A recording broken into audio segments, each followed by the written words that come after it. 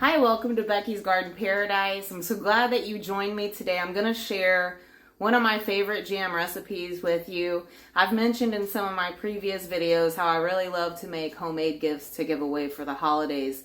And so I'm getting an early start on my first batch of Christmas jam.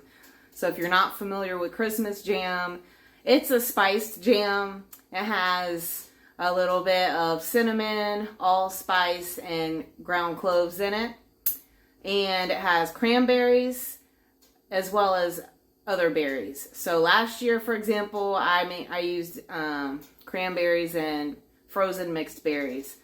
This year I'm using cranberries and fresh strawberries. So you can swap out your favorite berries in this recipe. So I use frozen cranberries because I can't even find fresh cranberries in the store yet because it's late October. And I had a hard time finding the frozen cranberries. I had to go to 3 different stores, but I was determined and I finally found them. So I was thankful for that. So it's a 16 ounce bag of cranberries. You can use 12 ounces, but this is what I found, a 16 ounce bag. So have that. And then I have 1 pound of fresh strawberries. You could also use frozen strawberries. Just make sure if you're using frozen fruit that you thaw the fruit out first. And I cored the strawberries, washed them really good, and I cut them in half. You don't have to cut them in half, but I like to help them, help the process go a little bit quicker, help them break down a little bit quicker once I put them in the pot. So you also need 1 orange. I have a navel orange that I'm gonna peel and cut. I have 4 pounds of brown sugar. This is light brown sugar. You could use dark brown sugar. I really prefer to use brown sugar when I'm making berry jams because I feel like it helps bring out the flavor of the berries. But if all you have is white granulated sugar, then you can definitely use white granulated sugar. And I have a pack of low sugar pectin that I'll be using just to show you all my supplies. And I have butter. I'm just going to put like a little sliver of butter in there when I'm bringing the fruit up to a boil just to keep it from foaming. That's an old school thing. So I like to do that when I make jam. Alright, so I'm going to go ahead and get my orange cut. Some people like to put zest in their jam. I'm not a big fan of zest. I don't like the texture. Sometimes, you know, you can get some bitterness from that, from the rind in with the zest. I don't like all that. So I don't put zest in my jam. If you like zest, you could add a little bit of the orange zest into the jam. That's not my cup of tea.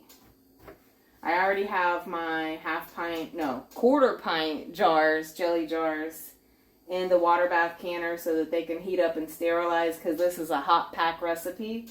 So I'm going to be ladling hot jam into hot jars and then water bathing them. Alright, so I almost have this orange cut up. Well, I got it peeled. I got my handy dandy potato masher out. This is what I like to use to mash up my fruit when I make jam. If you wanted to pulse the fruit in the in like a food processor or a blender, you can do that. You just want to chop it up. You don't want to puree it, but I like to just put the fruit in the pot as is, and then as it heats up, it'll soften, and I'll just continue mash, mash, mash, and I get a perfect texture that way. Alright, so I just wanted to show you how I skinned the navel orange, just 1 navel orange, and I pulled the little white stringy stuff from the middle of the segments because I didn't want to, I pulled all that I can off of there. I didn't want to add that to the jam. I already put the cranberries in the pot with a 1/2 cup of water to get those heating up.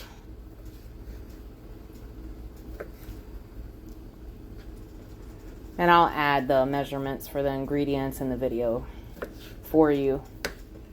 All right, so that's ready to go. All right, so you can see in the pot a little bit. So I have the frozen cranberries in there, and they are so pretty, and I can hear them pop when I press this potato masher down on them. So I just want to stir them, start to mash them. I like that pop. I don't know what it is. It'll get easier as they get warmer because they'll get more tender. I'm going to go ahead and add the strawberries.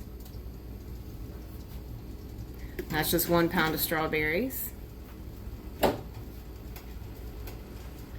while I'm at it, I'm going to go ahead and add the orange.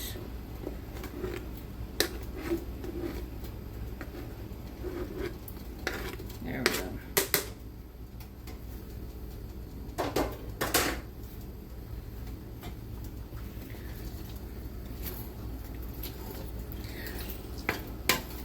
So it's going to take a minute for it to get heated up, and I'm going to continue to mash it, and I'll, like, as it gets hotter, I'll stir it continuously. Stir it and mash it continuously until I get the texture that I want. So I'll show you what that looks like once it gets heated up. So I just want to show you what it looks like as it starts heating up. Everything's starting to soften and release more liquid. I just add that 1/2 cup of water in the beginning to help prevent it from scorching, to help it get going.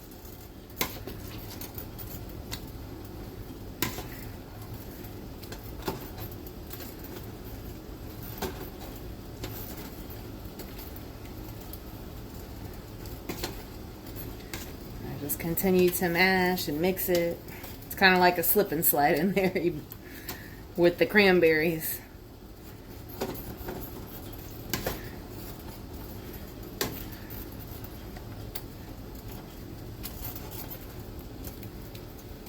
And I'll continue to do this until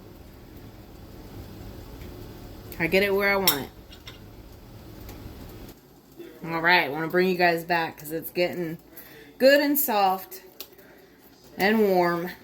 So I'm just, at this point, you want to continuously mash it because it's starting to soften up really good.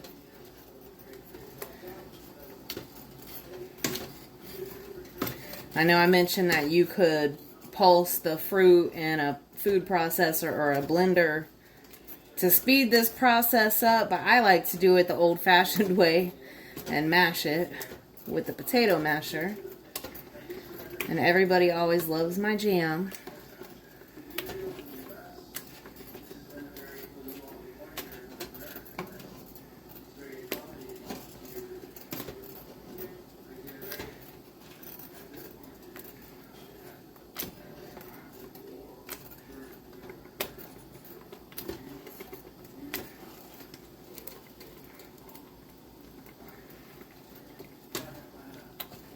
And this is a stainless steel stock pot, just so you know. I had someone comment on a recent video concerned about aluminum, but the majority of my pots that I use, pots and pans, are stainless steel. I have my 2 crock pots that are ceramic, and I have my enameled water bath canner, but pretty much everything else is stainless steel.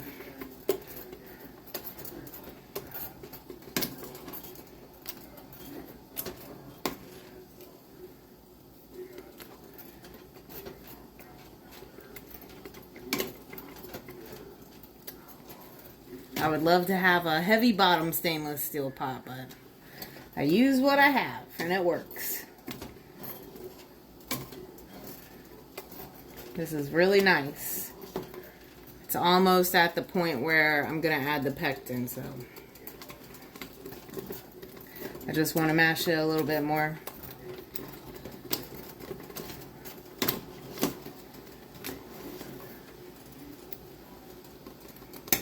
And it'll continue to break down as it heats up and, you know, as I continue to stir it and everything.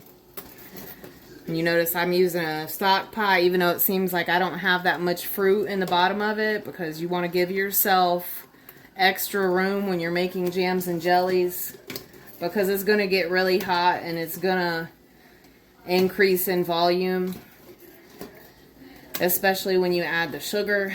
So you want to have extra room to help prevent it from overflowing and protect yourself from hot bubbling liquid.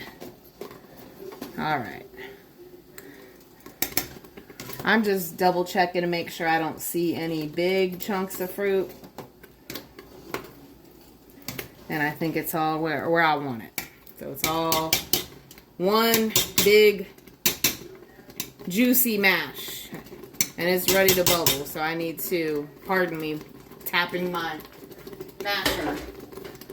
It is time to add the pectin.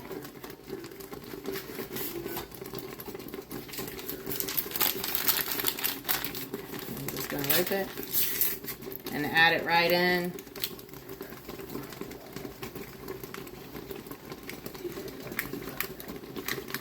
Try to make sure I get it all in there. Don't want to waste any.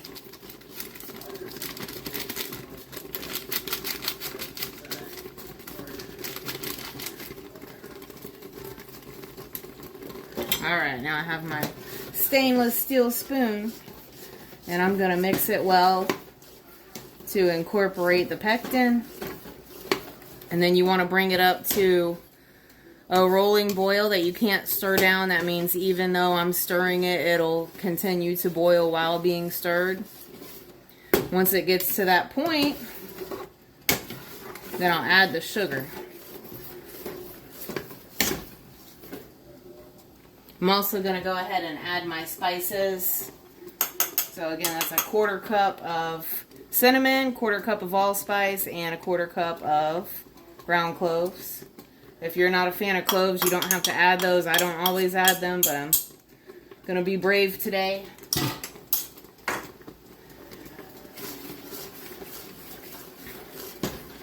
I usually omit them from my apple butter when I make homemade apple butter. But some people really miss the cloves in that. I'm okay without them, but you know.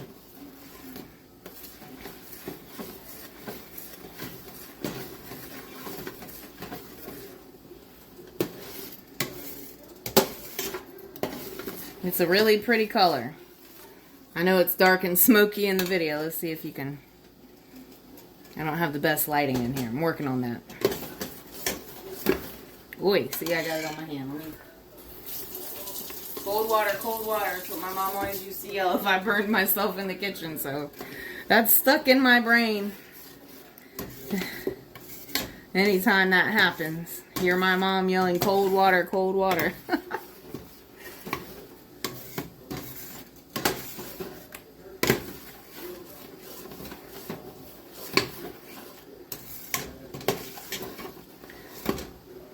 Yeah, it's nice and hot.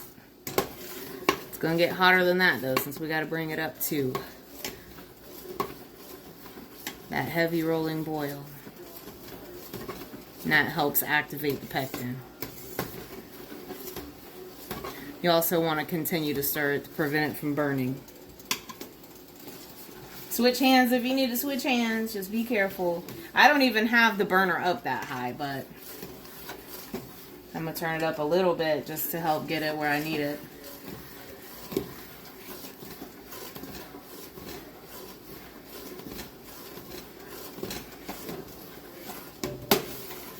You can really smell the spices.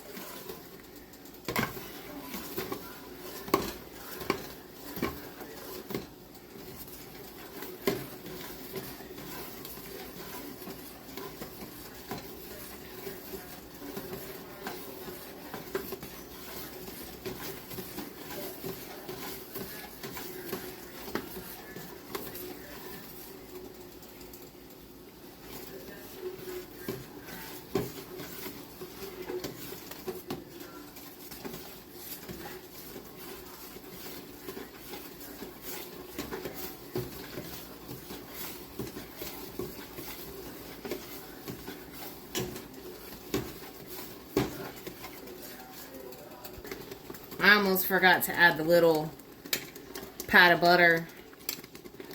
Just a little thin pat. You don't need too much. Again, that is to help prevent it from foaming on top. And then you would have to skim that off.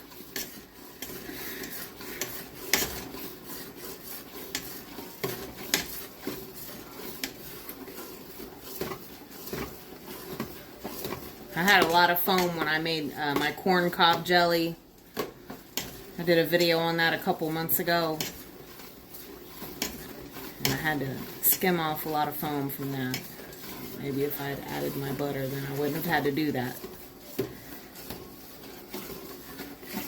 It just seemed like that corn cob jelly was extra foamy, foamier than usual, something in it.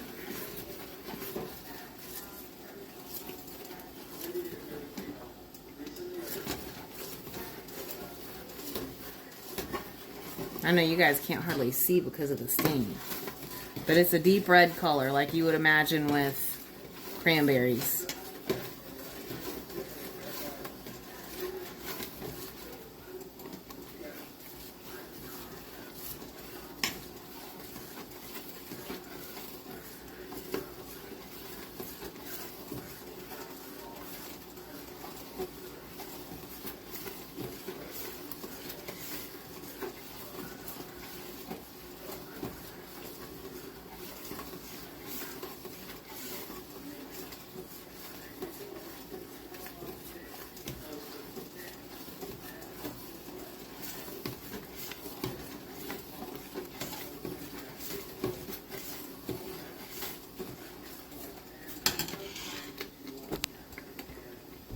Alright, it's reached the point where it's time to add the sugar. So I have my 4 cups of brown sugar. Whenever you're making jams and jellies, always have your stuff pre-measured to help your prep go smoothly. Now you see it already like doubled in size when I added that sugar, and it's going to get super, super hot. So you want to incorporate that sugar. You want to continue to stir it so that it doesn't burn. Sugar is going to melt. And then you're going to bring it back up to another rolling boil just to show you. So pretty.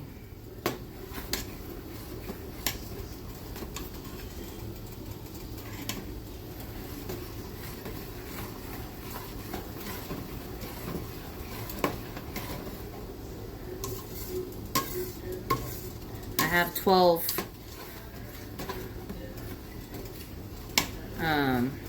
quarter pint jars. I'm not sure how much I'll get. I think last year I got 6 half pints, so that would equal 12 quarter pints, but we'll see.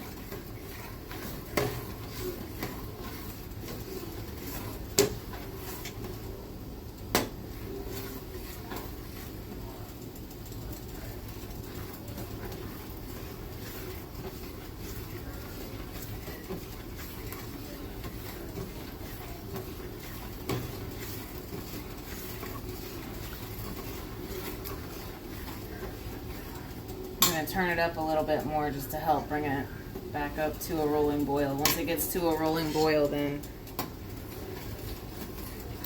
we'll time it for 1 minute. Alright, it's reached the point where it's at a boil that I can't stir down, so I'm going to start my timer for 1 minute, continue to stir it constantly, and then we'll be ready to put it in jars.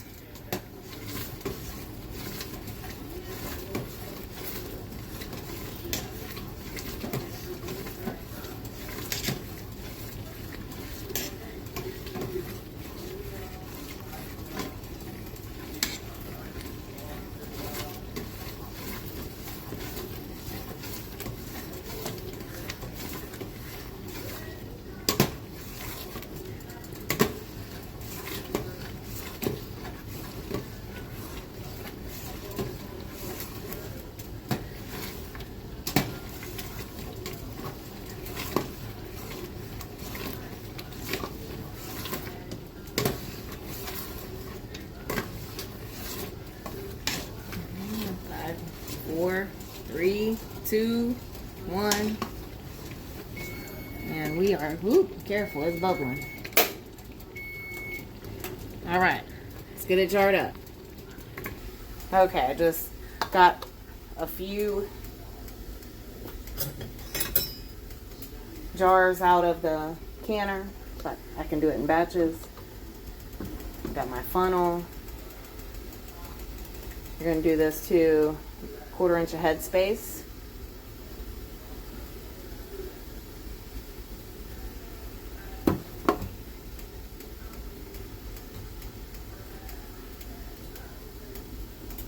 See how that looks.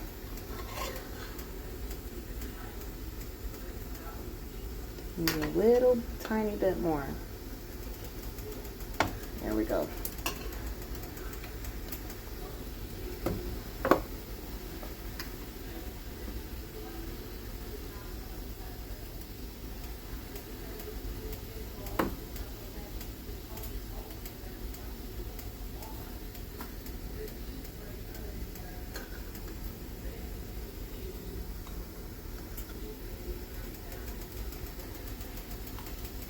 Such a beautiful color.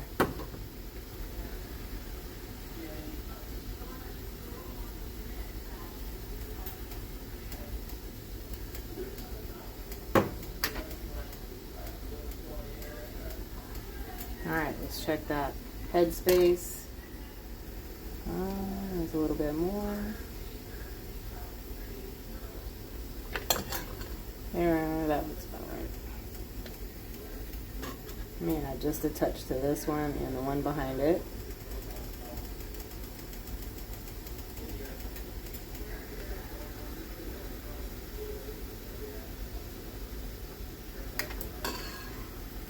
Okay.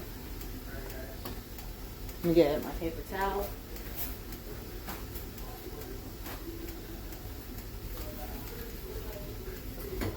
Just to make sure that it's not sticky on the rim.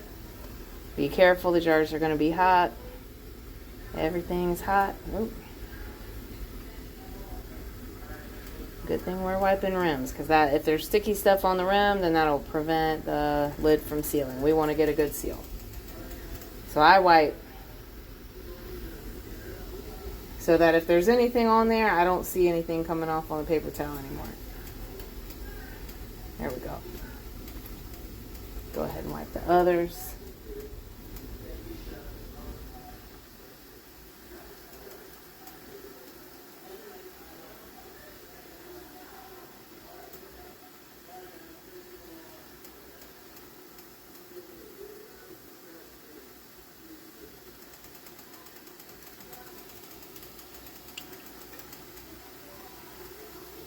Okay.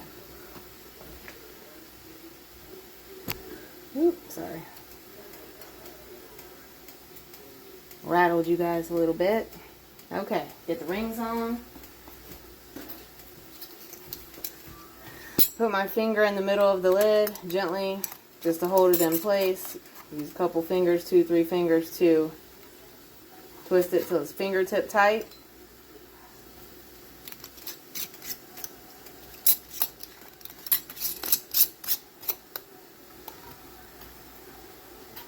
Ooh, use that towel. There we go. One more.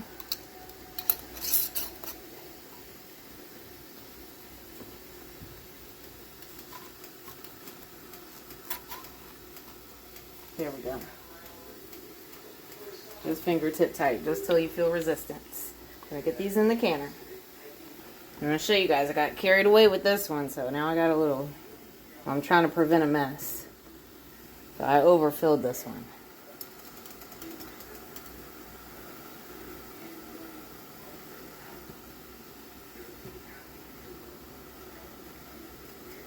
So I'm just scooping it out with the spoon, putting it into the next jar.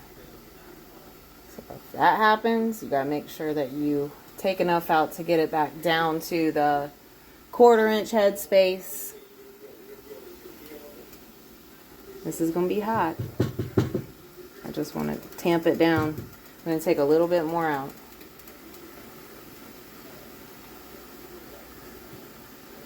That was like a 1/2 teaspoon. Alright, there we go. Save the day.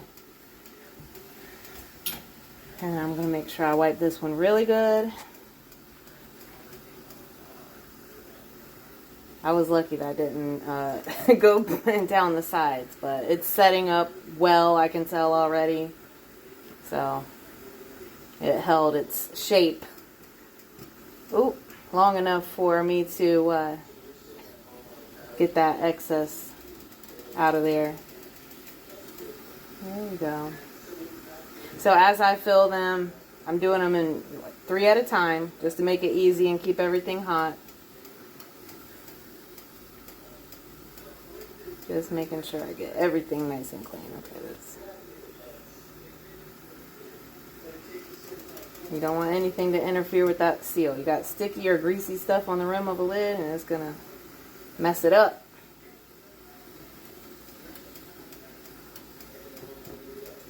There we go. Okay, it's clean.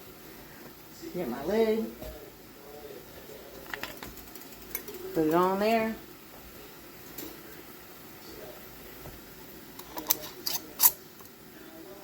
I'm going to move my lids over here. That way I can use this towel.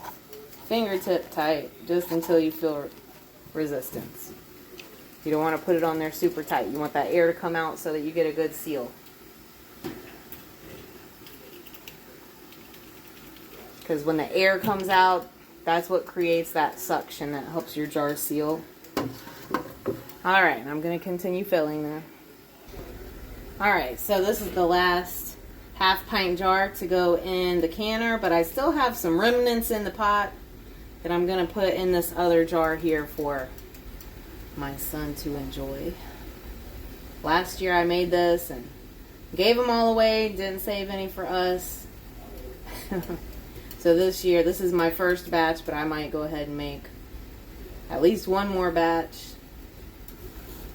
to make sure that I have plenty for everyone. And go ahead and put that lid on there for the last ring. I'll put a plastic lid on the remnant jar because that's just going to go in the fridge. Let's get this in that canner.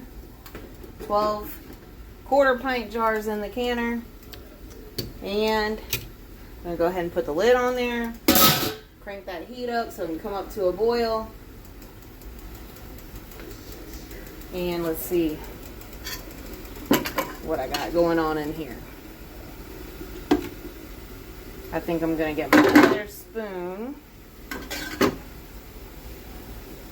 so that I can scrape the ladle.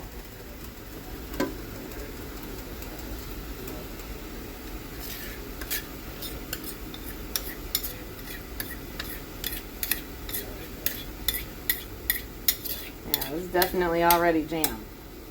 It has set up really, really well.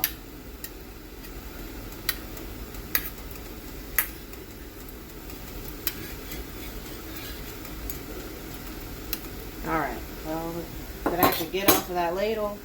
I know. You don't like scraping pots or me tapping my spoon, you could fast forward this part. Let's see how much we end up with in this half-pint jar, just from scraping the bottom and the sides. We don't want to waste any of this good stuff.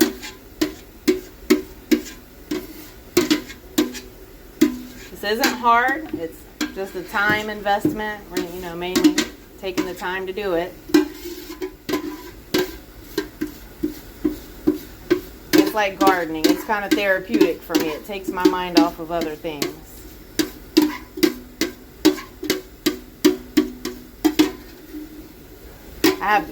I know you guys might hear the TV in the background. Sometimes I just like to have a little bit of background noise.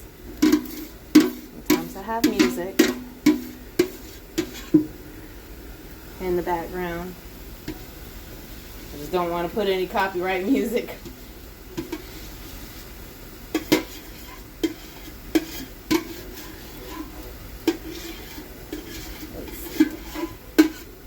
It's about scraped as much as it's going to get scraped out. It's enough for him to sample. My son can have this on some toast. So Let me get this cleaned up and I'll bring you guys back. Alright, I'm going to check and see if it's at a rolling boil. And it is. I'm going to set the timer for 10 minutes. Still cleaning up my mess. I got cranberry, well, Christmas jam splatters around. But 10 minutes is all it takes. So once the timer goes off, then I'm going to turn the burner off and remove the lid, and then I'll reset the timer for another 5 minutes to allow everything to settle down before I remove the jars. Alright, so my timer just went off. Turn the timer off. Oops, off. Turn the burner off. And then you want to open the lid away from yourself carefully, because there's hot steam and hot water is going to drip off of that lid. We just set the lid over to the side and then reset the timer for another 5 minutes to let everything settle down. And we'll be ready to remove our jars. Alright, timer went off. Now it's time to remove the jars from the canner. Gotta grab my tongs. I had to give them a wash because they had some splatter on them too. Alright, let's see.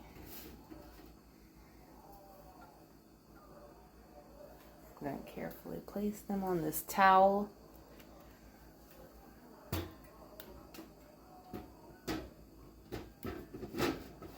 And I'll let them sit here. They'll end up sitting here until tomorrow evening. So not 24 hours, but it'll definitely be over 12 hours. So you want to let them sit for 12 to 24 hours for the, you know, the seal. To let them seal correctly.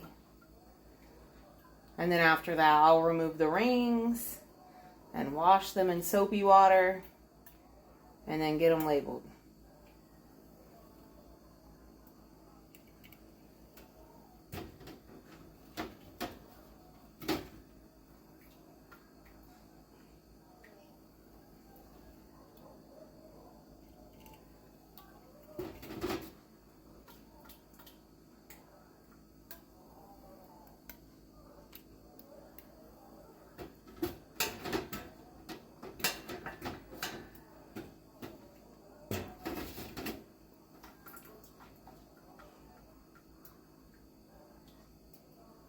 Boy, bang that one, oops.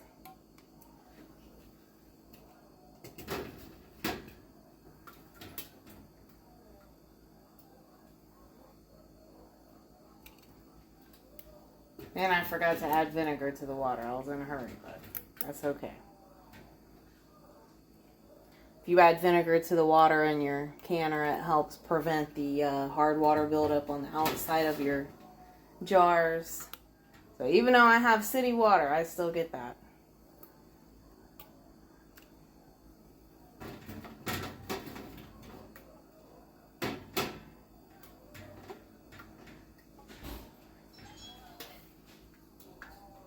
These are the last three.